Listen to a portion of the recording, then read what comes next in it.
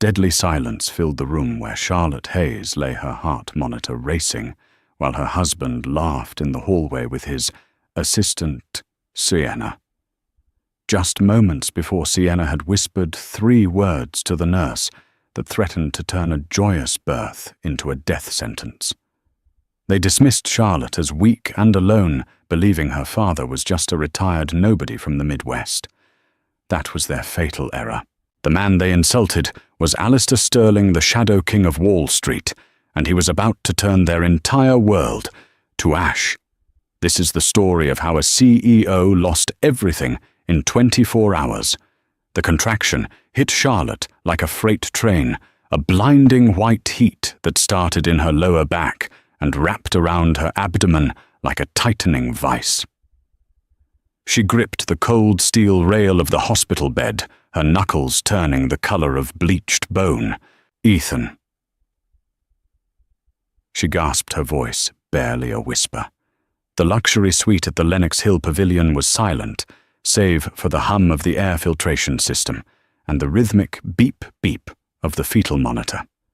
It was a room that cost $8,000 a night, boasting views of the Upper East Side, 1,000 thread-count Egyptian cotton sheets, and a private chef. But right now, it felt like a prison cell.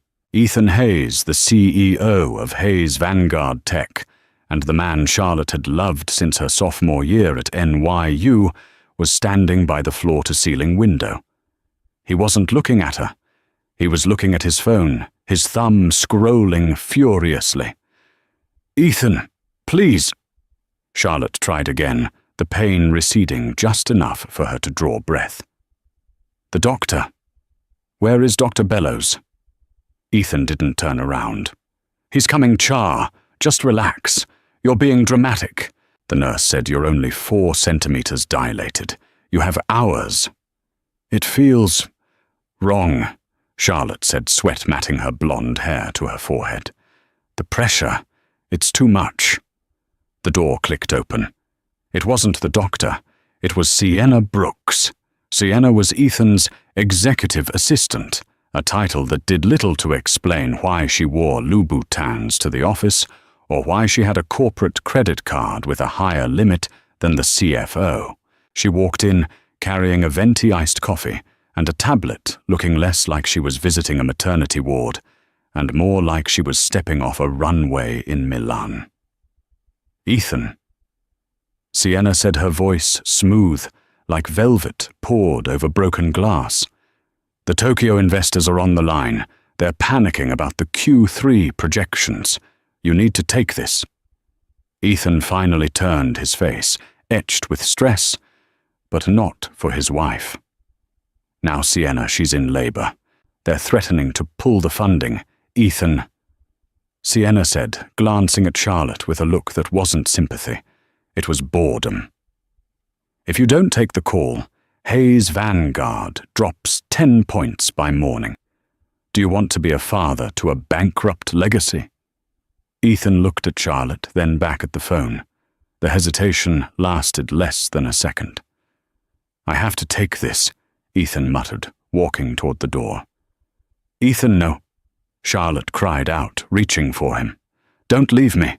Something is wrong with the baby. I can feel it." Ethan paused, his hand on the doorknob. He looked back, his eyes cold. "Stop it, Charlotte. You're fine. You have the best doctors money can buy. Stop acting like a child. I'm doing this for us." He walked out. Sienna didn't follow him immediately. She lingered in the doorway, sipping her coffee. She looked at the monitor, then at Charlotte. "You look terrible, sweetie," Sienna said, a small, cruel smile playing on her lips. "Don't worry. I'll make sure Ethan isn't disturbed. Men get so squeamish around all this fluid." "Get out," Charlotte hissed. Sienna stepped closer, lowering her voice. "You know he was going to leave you months ago. He only stayed because of the pregnancy. Once this brat is out, you're just baggage. Expensive, boring baggage." Sienna turned and clicked her heels out of the room, shutting the door. Charlotte was alone. The pain came back harder this time, a tearing sensation. She reached for the call button, pressing it frantically. Nothing happened. She pressed it again. Beep. Nothing. Panic, cold and sharp, began to rise in her chest, warring with the agony of the contractions. She needed help. She needed her husband. But most of all, she realized with a sinking heart, she needed the one person she had promised Ethan she would keep at a distance. Her father. 20 minutes passed. To Charlotte, it felt like 20 years.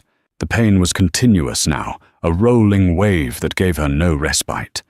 She had vomited twice into the basin beside the bed. No nurse had come to clean it. The monitor showing the baby's heart rate was making a sound that Charlotte didn't recognize, a erratic, skipping rhythm. Finally, the door opened. A nurse bustled in. It wasn't the kind, older woman from the morning shift. This was a new nurse, severe-looking with a name tag that read, Nurse Ratched No. That was her imagination. The tag read, Nurse Halloway. "About time," Charlotte gasped. "The button. It's not working. And the baby. The heart rate." Nurse Halloway didn't look at the monitor. She walked over to the IV drip. "Mr. Hayes asked us not to disturb him. Mrs. Hayes. He said you were having an anxiety episode and needed to calm down." "Anxiety?" Charlotte screamed, clutching her stomach. "I am in labor. Check the monitor." Halloway glanced at the screen dismissively. "It's within normal range. You're hyperventilating. That distresses the fetus." She injected something into the IV port. "What is that?" Charlotte asked, her vision blurring slightly. "Is that the epidural?" "It's a sedative," Halloway said coolly. "Mr. Hayes and Miss Brooks suggested you were becoming hysterical. This will help you sleep until the doctor is ready." "No." Charlotte tried to pull her arm back, but her limbs felt heavy. "I don't need sleep, I need to push. The baby is coming. Dr. Bellows is in surgery." Halloway lied smoothly. She adjusted the sheets, roughly shoving Charlotte's legs back into position. "He will be here in an hour. Until then, you wait." As the drug hit her system, Charlotte's mind began to swim. But through the haze, she heard the door open again. It was Sienna's voice, whispering in the hallway. The door was cracked open just an inch. "Yes, keep her under," Sienna was saying. "If the birth is complicated, Ethan will be too distraught to focus on the prenup renegotiation. If the baby has issues, even better. It keeps him dependent on the company, and the company depends on me." "And the payout?" Nurse Halloway's voice. "Wire transfer is already done. Just make sure Dr. Bellows is delayed by traffic. Let nature take its course. A distressed birth is a tragedy, not a crime." The door clicked shut. The horror of it cut through the sedative like a knife. They weren't just neglecting her. They were sabotaging the birth. They were risking her life and her child's life for leverage, for money. Ethan wasn't just busy. He was complicit, or at least willfully blind. Charlotte's phone was on the bedside table buzzing. It was a text from Ethan. "Meeting going late. Sienna says you're resting. Love you." She stared at the screen. Her fingers felt like sausages, numb and clumsy. She couldn't call 911. The hospital would just tell the police she was a medicated patient. She needed power. She needed force.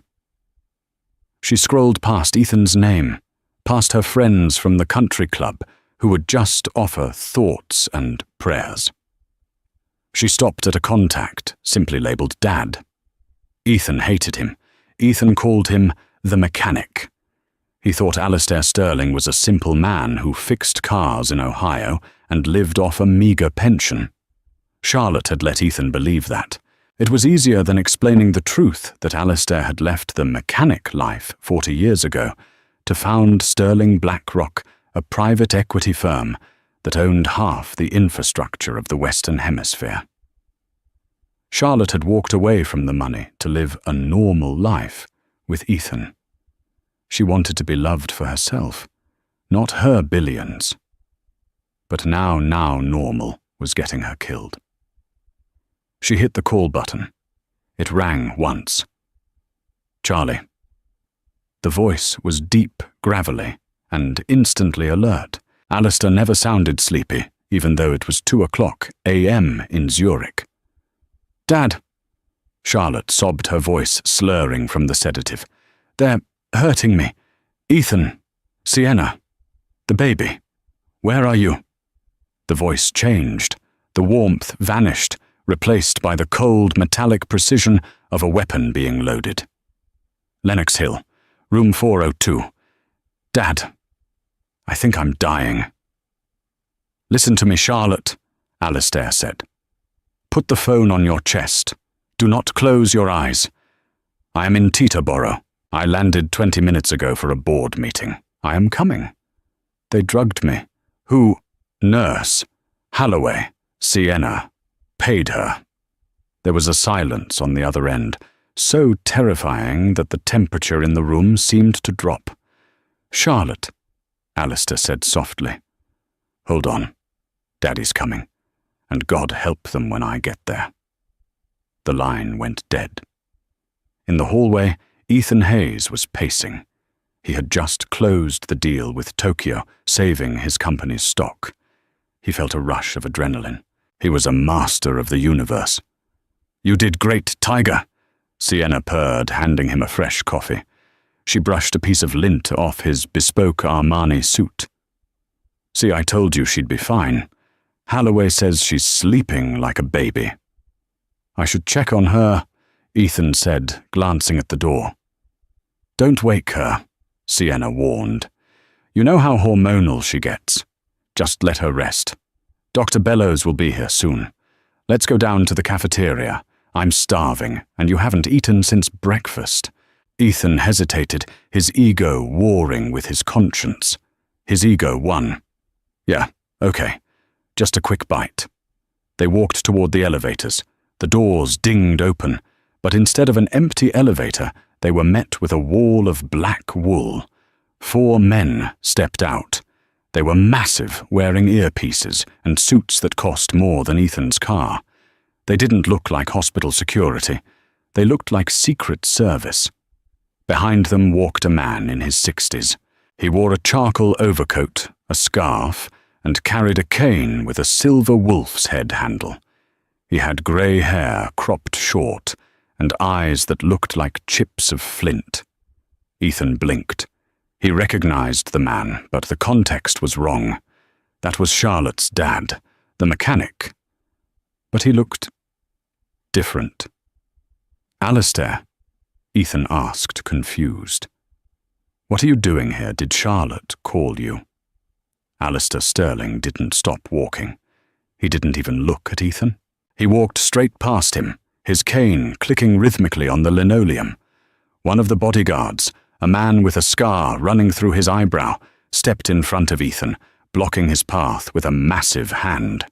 Hey, Ethan shouted. Who do you think you are? Get out of my way. This is my wife's floor. Not anymore, the bodyguard rumbled. Sienna stepped up, her face flushing with indignation.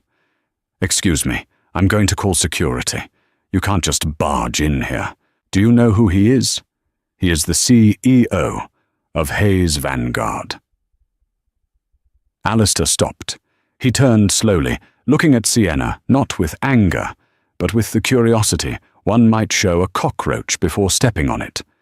Hayes Vanguard, Alistair repeated. His voice wasn't loud, but it carried down the entire hallway. That's the company currently trading at $42 a share, correct? Ethan frowned. How do you know the stock price?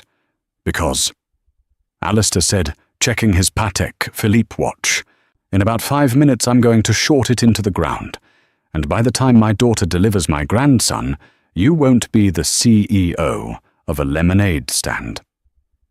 You're crazy, Sienna scoffed. You're a mechanic. Alistair finally smiled. It was a terrifying sight. I fix things, yes. And right now I'm here to fix a very big mistake my daughter made. He turned to the lead bodyguard. Kovacs, secure room 402.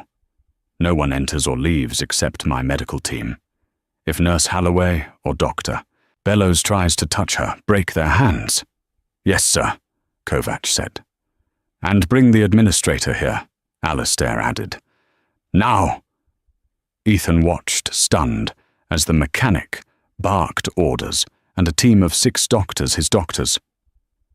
No. These were strangers, came rushing out of the service elevator, pushing a mobile ICU unit. They were wearing jackets with a logo Ethan recognized from Forbes magazine, the Sterling Institute. Wait, Ethan stammered, the color draining from his face. The Sterling Institute. That's a $1 billion medical research firm. You work for them. Alistair paused at the door of room 402. He looked back at Ethan, his eyes devoid of any familial warmth. I don't work for them, boy, Alistair said. I own them. I own the bank that holds your mortgage. I own the firm that insures your car. And as of 10 minutes ago, I am the majority shareholder of the hospital you are standing in. He pushed the door open. And now, Alistair said, stepping into the room where Charlotte lay whimpering, I'm going to do the one thing you were too weak to do. I'm going to be a father. The door slammed shut in Ethan's face. Inside the room, the scene was chaotic. Charlotte was pale, her lips blue. The monitor was screaming a high-pitched alarm. Daddy! She whispered, her eyes fluttering. Alistair dropped his cane. He rushed to the bedside, taking her cold hand in his. The Titan of Wall Street, the man who made prime ministers tremble, had tears in his eyes. I'm here, Charlie, he said, his voice breaking. I'm here, you're safe. He looked up at the Sterling Institute doctors swarming the room. Save her, he snarled. If she dies, this city burns. Inside room 402, the atmosphere had shifted from neglect to a battlefield. The air was thick with the scent of antiseptic and the sharp tang of ozone from the defibrillator charging. Dr. Richard Evans, the chief of obstetrics at the Sterling Institute, and arguably the best surgeon on the East Coast, barked orders with military precision. He pushed the hospital's original equipment aside, as if it were children's toys, replacing it with the advanced portable gear his team had brought. Fetal heart rate is dropping, 60 beats per minute, decelerating. A nurse shouted, her eyes glued to the new monitor. Cord compression is likely. She's not dilating. Doctor, Evans said, checking Charlotte. He looked at the IV bag hanging on the stand, the one Nurse Holloway had set up. He frowned, ripping the bag off the hook and handing it to a colleague. Test this. Now. It smells like a cocktail. Alistair stood in the corner, out of the way, but radiating a terrifying intensity. He held Charlotte's hand until the moment they had to scrub in for the emergency C-section. Daddy, Charlotte murmured, her eyes rolling back. Don't let them. Take the baby. I am the guard dog, Charlie, Alistair whispered, kissing her sweat-slicked forehead. Sleep now. When you wake up, the nightmare will be over. As the anesthesia took hold and Charlotte went limp, Alistair turned his attention to the only other person in the room who wasn't part of his team. Nurse Holloway was pressed against the wall, her face the color of ash. She had tried to leave when the Sterling team burst in, but Kovacs, the scarred bodyguard, had simply locked the door and stood in front of it. Alistair walked over to her. He didn't yell. He didn't raise a hand. He simply leaned in, close his voice, a low rumble that vibrated in her chest. My doctors are currently analyzing that IV bag, Alistair said. If they find anything other than standard saline and approved medication, if they find sedatives meant to suppress labor or pitocin levels high enough to cause uterine rupture. Do you know what happens to you? Holloway trembled. I was just following orders. Dr. Bellows. Dr. Bellows isn't here. Alistair cut her off. You are. And in the state of New York, attempted manslaughter of an unborn child carries a sentence of up to 25 years. But that's if you go to prison. He paused, letting the silence stretch. If my daughter or my grandson dies, Alistair continued, you won't make it to the police station. Do you understand me? Holloway broke. The facade of the stern, uncaring nurse shattered, revealing a terrified woman who had gambled her career for a bribe she would never spend. It was Sienna. Holloway sobbed, sliding down the wall. She paid me $10,000 cash. She said if the baby had complications, Ethan would get a payout from the insurance policy on the fetus. She wanted the baby to suffer oxygen deprivation, just enough to be managed. Not dead, just damaged. Alistair's face went rigid. It was a monstrous plan. Keep the child alive, but dependent, forcing Ethan to stay in the marriage for appearances, while draining the family trust for medical care, money Sienna likely planned to siphon off. Kovacs, Alistair said, turning his back on the sobbing woman. Record her confession. Get the police commissioner on the line. I want this woman in handcuffs before the umbilical cord is cut. Yes, sir. Behind him, Dr. Evans's voice rose above the din.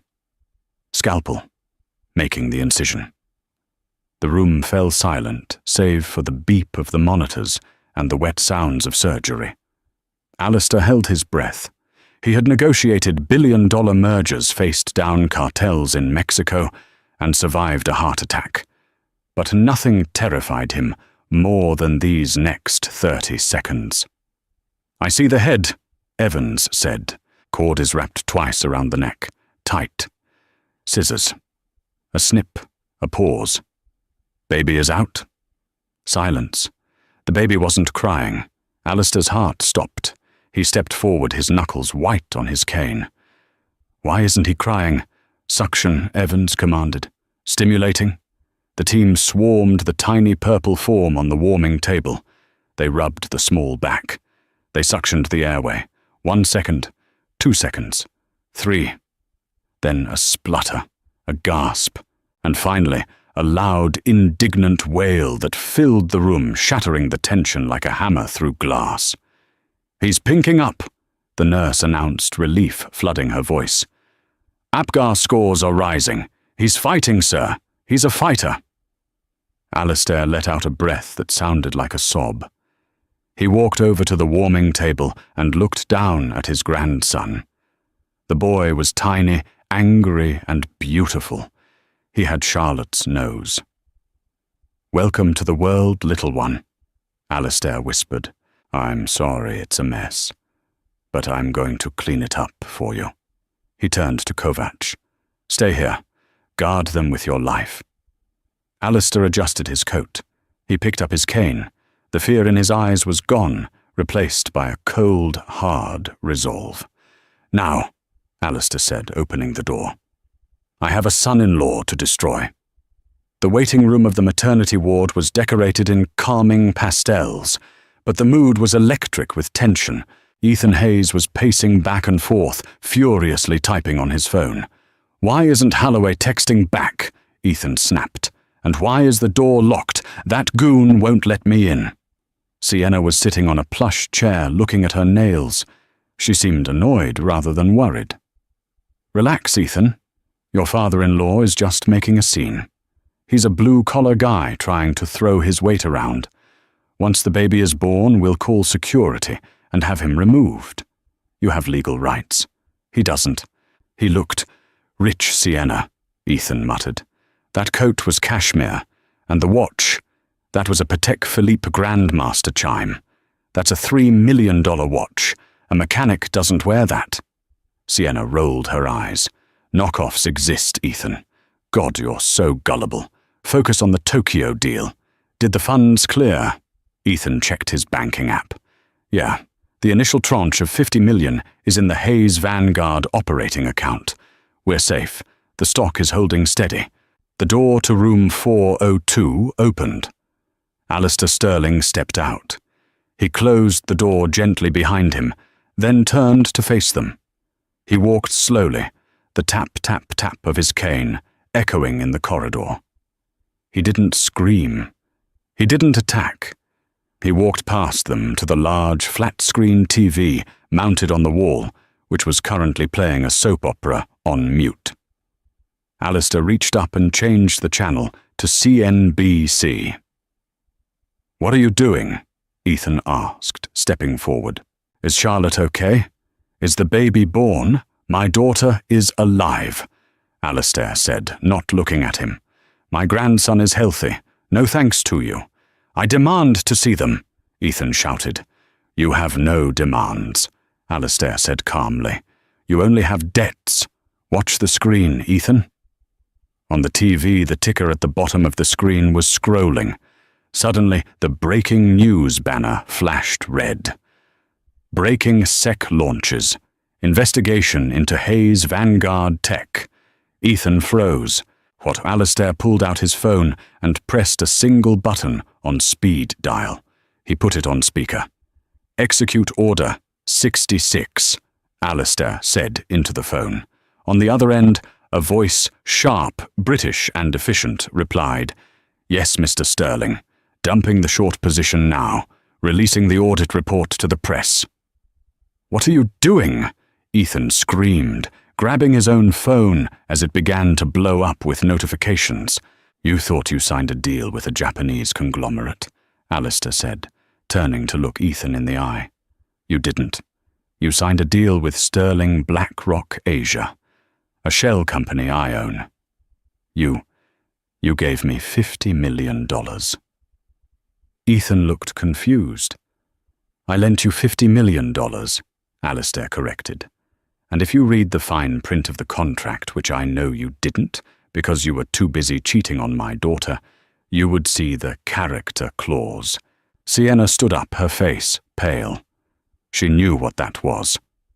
"The character clause," Alistair continued, his voice like ice, "states that if the CEO engages in moral turpitude, criminal negligence, or family abandonment during a critical health event, the loan is immediately callable. In full, plus penalties." "You can't do that," Ethan stammered. "I just did." Alistair pointed to the TV. On the screen, a reporter was standing outside the New York Stock Exchange. Panic selling has hit Hayes Vanguard HVT after a massive dump of shares by a mystery short seller. Rumors are circulating of CEO Ethan Hayes being involved in an insurance fraud scheme regarding his wife's pregnancy. The stock has plummeted 40% in the last 10 minutes. 40%, Ethan gasped. He watched the ticker. HVT, $24.50, $21, $18.25. It was free-falling. "My team is also releasing the audio recording of Nurse Holloway's confession to the board of directors right now," Alistair said pleasantly. "She implicated you, Sienna, and by extension, you, Ethan, for creating a hostile environment." Ethan's phone rang. It was the chairman of his board. "Answer it," Alistair goaded. Ethan put the phone to his ear, his hand shaking. "Hello, Marcus." "Ethan, what the hell is going on?" Marcus screamed through the phone. "The SEC is raiding the downtown office. The stock is in the toilet. And we just got a recording of your assistant bribing a nurse." "You're fired, Ethan. Effective immediately. Don't come to the building. Your keycard is deactivated." The line went dead. Ethan dropped the phone. It cracked on the floor. "I'm fired," he whispered. "I built that company. And I just bought it for pennies on the dollar," Alistair said. "I'm taking Hayes Vanguard private. I'll strip it for parts, keep the patents, and fire everyone who ever covered for you." Alistair took a step closer to Sienna. "And you," he said. Sienna wasn't looking at Ethan anymore. She was looking at the exit sign. "Ms. Brooks," Alistair said. "The credit card you've been using, the corporate black card." "What about it?" Sienna snapped, trying to regain her composure. "It's under the company name." "Actually, since I just acquired the debt of the company, I did a quick audit. You've charged $400,000 in personal expenses, handbags, trips, jewelry, since the company is now insolvent because of the loan recall that's not corporate expense anymore. That's embezzlement." Two police officers turned the corner of the hallway. They weren't coming for Holloway this time. They were walking straight toward Sienna. "Officer," Alistair nodded to them. "That's the woman. Grand larceny and conspiracy to commit medical malpractice." The phone call with Marcus, the chairman of the board, had ended, but the silence it left behind was louder than any scream. Ethan Hayes stood in the sterile hospital corridor, the phone slipping from his sweaty palm and cracking against the linoleum floor. The screen shattered a spiderweb of glass that perfectly mirrored his life in that exact moment. "Fired!" Ethan whispered the word, tasting like ash in his mouth. "They can't fire me. I am the founder." Alistair Sterling stood a few feet away, leaning casually on his silver wolf cane. He watched Ethan's disintegration with the clinical detachment of a scientist observing a specimen under a microscope. "Founders are fired every day, Ethan." Alistair said, his voice low and rumbling, "especially when they are under investigation by the SEC for insider trading and insurance fraud. You see, when I shorted your stock, I didn't just break the bank. I triggered the covenants in your corporate charter. You are toxic assets now, radioactive." Sienna Brooks, who had been aggressively tapping on her phone, trying to transfer funds to an offshore account, suddenly let out a sharp gasp. Her face, usually a mask of arrogant perfection, went chalk white. "It's frozen," she shrieked, looking up at Ethan with wild eyes. "My accounts, the Cayman accounts, it says Federal Freeze Order." "Ethan, fix this. Call your lawyer." "My lawyer isn't answering," Ethan muttered, staring at the wall. Marcus said the FBI is at the office." Alistair chuckled a dry, humorless sound. "You didn't think I'd come here alone, did you? I'm a mechanic. Remember, I bring the right tools for the job. And for a job this messy, the right tool is the district attorney." The elevator doors at the end of the long hallway chimed a cheerful ding that felt hideously out of place. 4 uniformed officers stepped out, followed by a man in a cheap suit holding a stack of paperwork. They weren't moving with urgency. They were moving with inevitability. They walked past the nurses' station, their heavy boots thudding against the floor. Sienna took a step back, her Louboutin heel catching on the floor. "No," she whispered. "No, you can't. I'm just an assistant. I just take notes." The lead officer, a burly man with a nameplate that read Sergeant. O'Malley stopped in front of her. He didn't look impressed by her designer dress or the aura of superiority she usually projected. "Sienna Brooks?" O'Malley asked. I want to speak to my attorney," Sienna stammered, pointing a manicured finger at Alistair. "This man is harassing me. He's a crazy old man." "You have the right to remain silent," O'Malley said, pulling a pair of handcuffs from his belt. The metal clicked ominously. "Anything you say can and will be used against you in a court of law. You are under arrest for conspiracy to commit medical manslaughter, embezzlement, and wire fraud." "Medical manslaughter." Ethan's head snapped up. The fog of his financial ruin cleared just enough for the horror of that phrase to sink in. He looked at his mistress, the woman he had blown up his marriage for. "Sienna, What did you do?" Sienna's demeanor cracked. As the officer grabbed her wrist and twisted it behind her back, the cool, collected executive assistant vanished. In her place was a cornered animal. "I did what I had to do," Sienna screamed, thrashing against the officer's grip. "You were too weak to leave her, Ethan. You kept whining about the baby. The baby! The baby I needed that brat out of the picture, so we could have the money without the baggage. You told Holloway to hurt him." Ethan stepped forward, his hands shaking. "You wanted my son brain damaged." Sienna laughed. It was a jagged, ugly sound. "I wanted him manageable, and don't look at me like you're a saint, Ethan. You stood there, you let me handle it. You walked out of that room to take a phone call while your wife was screaming. You're just as guilty as I am." "Get her out of here," Alistair commanded. He didn't yell, but the authority in his voice was absolute. The officers dragged Sienna toward the elevators. She kicked and screamed, hurling profanities that echoed off the sterile walls. She looked at Ethan one last time as the doors began to close. "You're a loser, Hayes," she shrieked, her face contorted with hate. "You were always a loser. I only slept with you because you had a checkbook, and now you have nothing." The door slid shut, cutting off her voice. Silence rushed back into the hallway, heavy and suffocating. Ethan stood alone. His suit, which had cost $5,000, suddenly felt like a costume he had no business wearing. He looked at the floor, then slowly, terrified, he looked up at Alistair. The mechanic was blocking the door to room 402. His large frame filled the doorway, and the scarred bodyguard, Kovacs, stood slightly behind him, arms crossed over a chest the size of a barrel. "Alistair," Ethan began, his voice cracking. He wiped a hand across his face, trying to wake himself up from the nightmare. I didn't know. You have to believe me. I'm a businessman. I'm ambitious. But I'm not a monster. I didn't want my son hurt.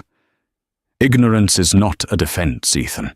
It is an indictment, Alistair said. He didn't move. You allowed a viper into your bed, and then you invited her into your wife's delivery room. You handed over the safety of your family to a woman who viewed them as obstacles to a payday. "I can fix this," Ethan said, the desperation rising in his chest like bile. "Let me see Charlotte. She loves me. We have history. I can explain that I was manipulated. She'll understand. She's forgiving." He took a step toward the door. Kovacs didn't even blink.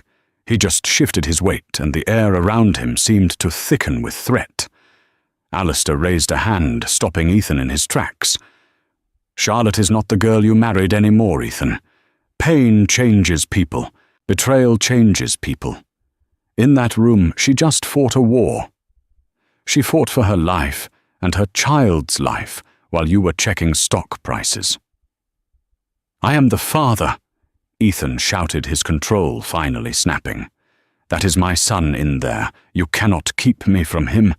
I have rights." "You have nothing," Alistair roared. The sudden volume made Ethan flinch physically. Alistair stepped forward, the cane hitting the floor with a sound like a gunshot. "You want to talk about rights?" Alistair hissed, closing the distance between them until Ethan could see the flecks of gold in the old man's furious eyes. "You forfeited your rights when you prioritized a conference call over your wife's agony. You forfeited your rights when you let your mistress bribe a nurse. My lawyers are currently filing an emergency order of protection. We have the recordings of Holloway. We have Sienna's testimony. We have the footage of you leaving the room." Alistair leaned in his voice, dropping to a terrifying whisper. "By the time the sun comes up, you will be the most hated man in New York. The press is already running the story. The CEO who sold his family. If you step foot in a courtroom, no judge will give you visitation. They will give you a restraining order." Ethan collapsed. His leg simply gave out, and he slid down the wall to the floor, burying his head in his hands. "I have nothing left," he sobbed. "The company is gone. My money is seized. My house, the mortgage. The bank will foreclose on the penthouse by Monday," Alistair confirmed coldly. "I own the bank. Remember, I've already instructed them to expedite the eviction." Ethan looked up, tears streaming down his face. Why are you doing this? You're supposed to be a simple guy from Ohio. You're supposed to be a mechanic." Alistair straightened his coat. He looked down at the broken man with a mixture of pity and disgust. "I am a mechanic, Ethan. I fix things that are broken, and I remove parts that are defective." Alistair tapped the tip of his cane against Ethan's shoe. "You are a defective part. You compromise the integrity of the machine, so I am scrapping you." Alistair turned his back on him. "Kovac, escort Mr. Hayes to the exit. If he resists, you have my permission to be creative." "My pleasure, sir," Kovac rumbled. Ethan didn't resist. He didn't have the strength. He allowed the bodyguard to haul him to his feet and shove him toward the elevators. As the doors opened, Ethan looked back one last time at the closed door of room 402. He realized with a sickening jolt that he would never see what was behind it. He had traded the priceless for the worthless. The elevator took him down straight into the hell he had built for himself. Alistair waited until the elevator chimed, signaling Ethan was gone. Only then did he let out a long, shaky breath. The anger drained out of him, leaving only an old man's exhaustion. He wasn't a vengeful god. He was just a father who had come very close to losing his world. He turned to the door of room 402, composed his face into a gentle smile, and pushed it open. The contrast inside was jarring. The hallway had been cold fluorescent and filled with the stench of ruin. The hospital room was warm, dim, and smelled of lavender and new life. Charlotte was propped up in bed pillows surrounding her. She looked pale, exhausted with dark circles under her eyes. But she was alive. The IV lines were clean, the monitors were rhythmic and steady. And in her arms, wrapped in a blue blanket with a small beanie on his head, was the baby. Alistair walked over softly, his cane making no sound on the floor. "Is he gone?" Charlotte asked. Her voice was raspy but strong. She didn't look at the door. She couldn't bear to. "He's gone, Charlie," Alistair said, sitting in the chair beside the bed. "He won't be coming back. I made sure of it." Charlotte looked down at the baby. The infant was sleeping, a tiny fist curled against his cheek. He let out a soft sigh, unaware of the war that had just been fought for his future. "He looks like you, Dad," Charlotte smiled weakly. "He has your chin. Stubborn." Alistair reached out a weathered finger and stroked the baby's impossibly soft cheek. "He's better than me. He's going to be better than all of us. I was so scared," Charlotte whispered, a tear escaping and sliding down her nose. "When Holloway gave me that shot, I thought I'd never wake up. I thought Ethan would." "Shh," Alistair soothed, taking her hand. "Ethan is the past. He is a lesson, Charlotte. A hard lesson, but a necessary one. We don't look back at the wreckage. We look at the road ahead." Charlotte nodded. She took a deep breath, inhaling the scent of her son. The fear began to recede, replaced by a fierce, protective love. She was a mother now. She couldn't afford to be a victim. "He needs a name," Charlotte said. "I can't name him after his father's family." "No," Alistair agreed. "New start, new name." Charlotte looked at her father. She saw the man who had flown across the ocean at 2:00 a.m., the man who had torn apart a hospital and a corporation to save her, the man she had hidden from her husband because she was afraid he was too rough for her high society life. She realized now that his roughness was the only thing that had shielded her from the wolves. "Leo," she said firmly, "like your father, the one who started the shop in the garage." Alistair's eyes misted over. "Leo, the lion. It's a heavy name to carry." "He's strong enough," Charlotte said, kissing the baby's forehead. "He's a Sterling. Leo Sterling." Alistair tested the name. It sounded right. It sounded like iron and gold. "Rest now, my loves," Alistair whispered, leaning back in the chair to keep watch. "The wolves are gone. The mechanic is on duty." As Charlotte drifted into a peaceful sleep, holding the future of the Sterling Empire in her arms, Alistair took out his phone. He sent one final text to his legal team. "Liquidate the rest of the Hayes assets. Donate the proceeds to the children's ward. Burn the rest." He put the phone away, closed his eyes, and listened to the steady, strong heartbeat of his grandson. 5 years later, the wind whipped off the Hudson River, cutting through the thin polyester jacket of the parking valet. Ethan Hayes shivered, stomping his feet to keep the feeling in his toes. He looked nothing like the titan of industry he had been half a decade ago. His hair was thinning, graying prematurely at the temples. His face was gaunt, the result of 2 years in a minimum security prison for securities fraud, and 3 years of scraping by on minimum wage. He worked at the Gilded Lily, one of Manhattan's most exclusive event venues. Tonight was the New York Future Foundation Gala. The irony wasn't lost on him. 5 years ago, he would have been sitting at the head table, pledging a tax-deductible $1 million. Tonight, he was parking the cars of the men who used to work for him. "Hey, new guy," the valet manager shouted. "Wake up. We got a VIP arrival, a Rolls-Royce Phantom. Don't scratch it, or it's your life." Ethan nodded, keeping his head down. "Yes, boss." The sleek black car pulled up to the curb. It was a custom Phantom, the spirit of ecstasy on the hood gleaming in gold. Ethan rushed to the passenger door, practicing the subservient smile he had forced himself to learn. He opened the door. A woman stepped out. She wore a dress of emerald silk that hugged a figure that was stronger and more confident than he remembered. Her blonde hair was swept up in an intricate braid, revealing diamond earrings that caught the paparazzi's flashbulbs. Ethan froze. The handle of the door felt slippery in his sweating palm. It was Charlotte. She didn't look at the valet. She turned back to the car, extending a hand.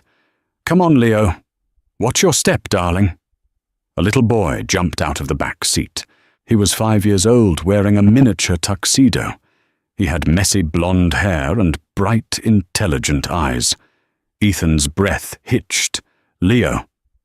This was his son, the boy he had abandoned in the womb for a business deal that didn't exist.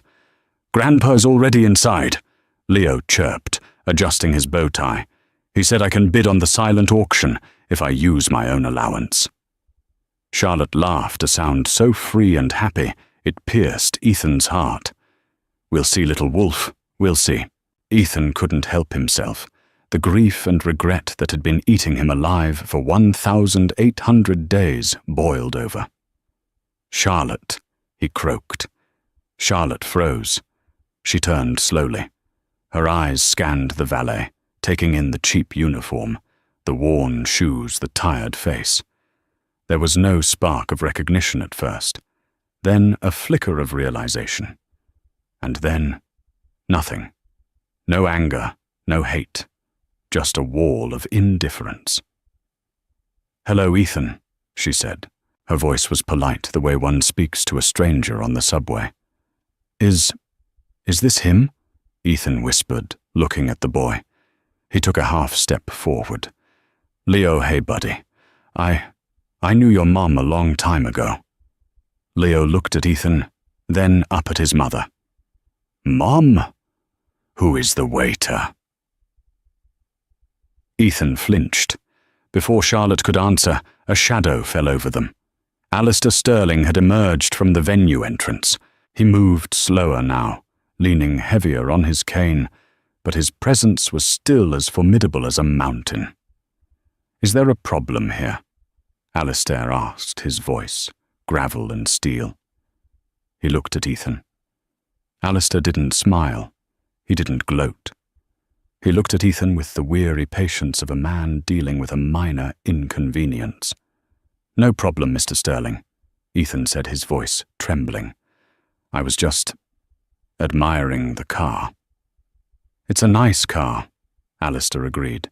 "I bought it with the dividends from the Hayes Vanguard patent sale. It seemed fitting." The insult was precise, surgical, and devastating. "Ethan," Charlotte said softly, "please, just park the car. I missed everything." Ethan choked out tears spilling onto his cheeks. "I heard about Sienna. She testified against me. She blamed it all on me. I lost everything, Char. I'm living in a studio in Queens. I wanted you to know that I'm sorry. Every day I'm sorry." Charlotte looked at him. For a moment, Ethan thought he saw pity, but then she looked down at Leo, who was holding her hand tightly, looking at Ethan with suspicion. "You didn't lose everything, Ethan," Charlotte said. "You threw it away. There is a difference." She crouched down to Leo's level, turning her back on Ethan. "Come on, Leo, let's go inside. Grandpa promised you ice cream before dinner." "Yay!" Leo cheered, forgetting the sad man in the vest instantly. They began to walk up the red carpet. "Wait," Ethan called out, desperation seizing him. Does he know who I am?" Alistair stopped. He turned around one last time. "He knows his father is a great man," Alistair said. "He knows his father protects him, teaches him and reads to him every night. He calls me Papa." Alistair stepped closer, lowering his voice so only Ethan could hear. "You aren't a father, Ethan. You're a cautionary tale, a ghost, and ghosts don't get to speak to the living." Alistair turned and walked away, his cane tapping a victory march on the pavement. Ethan stood there on the curb, the keys to the Rolls-Royce in his hand. The flashbulbs popped, capturing the dazzling Sterling family as they entered the warmth and light of the gala.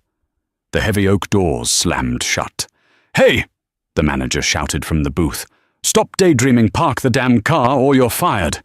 Ethan Hayes, the former CEO, the man who would have been a billionaire, wiped his eyes with his dirty sleeve. He got into the car that was bought with his own failure, put it in gear, and drove it into the shadows. He was finally exactly where he deserved to be, in the dark, alone. And that is the story of how Alistair Sterling taught a ruthless CEO that some things like family and loyalty cannot be bought, sold, or traded on the stock market. Ethan Hayes thought he was the king of the world, but he forgot that a king is nothing without his queen. He traded a lifetime of happiness for a moment of greed, and he paid the ultimate price. What did you think of Alistair's revenge? Was it too harsh, or did Ethan get exactly what he deserved? I want to hear your thoughts. If you think Alistair went too far, type mercy in the comments. But if you think Ethan got what was coming to him, type justice. Dwarf. If you enjoyed this story of betrayal and redemption, please destroy that like button. Do it for Charlotte and Leo. And don't forget to subscribe and hit the bell notification. We drop new stories of karma and revenge every single week, and trust me, you do not want to miss the next one.